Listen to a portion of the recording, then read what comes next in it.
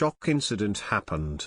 Prince Charles hospitalized after bad health again, life in grave danger.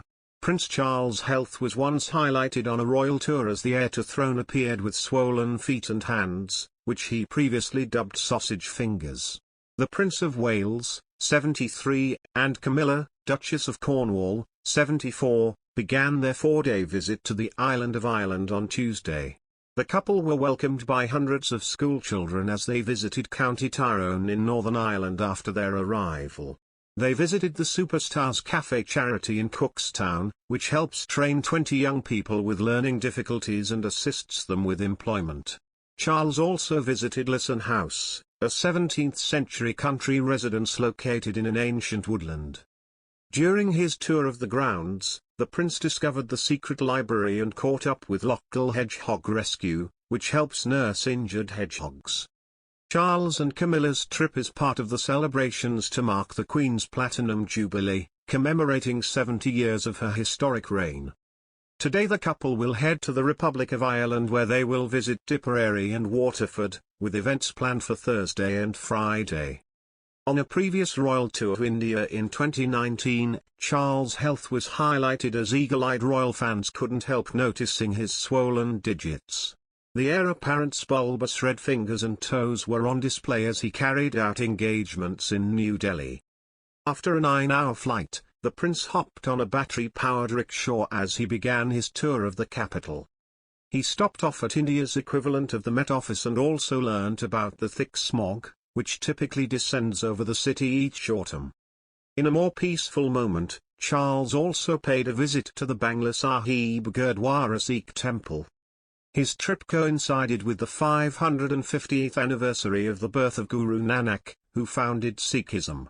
The prince stepped into the temple barefoot after taking off his shoes and socks at the holy site. Pictures of the outing showed that Charles had painful-looking swelling in his feet, as well as hands. The royal's enlarged extremities could have been down to heat or due to the effects of a long-haul flight.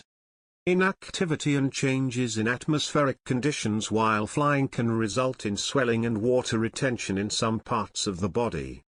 After one long flight to Australia in 2012, Charles joked about having sausage fingers once he had landed.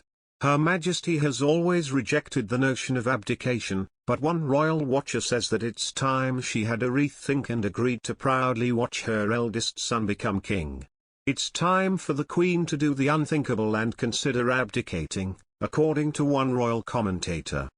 Even though the idea of stepping down voluntarily from the monarchy has long been an abhorrent idea to Her Majesty, expert Daniela Elza says she should reconsider her options.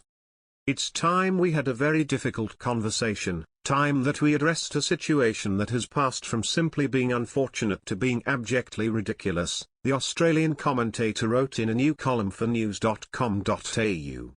It is time for the Queen to retire. It is time to put down her daily red boxes of government papers, hand over the keys to Buckingham Palace and let someone else have the ostensible pleasure of having to spend 30 minutes a week making small talk with Boris Johnson. Your Majesty, it's time to go.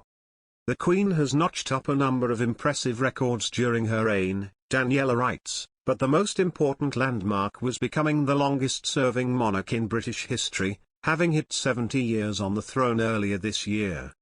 It was in 1947 that the then Princess Elizabeth and heir to the throne delivered her 21st birthday radio address, in which she promised to dedicate her life to public service, and she has steadfastly stuck to that pledge ever since. 3/4 of a century later, she is as determined as ever to keep serving her country and the Commonwealth. In her recent Commonwealth Day service address, she said, "In this year of my Platinum Jubilee, it has given me pleasure to renew the promise I made in 1947, that my life will always be devoted in service.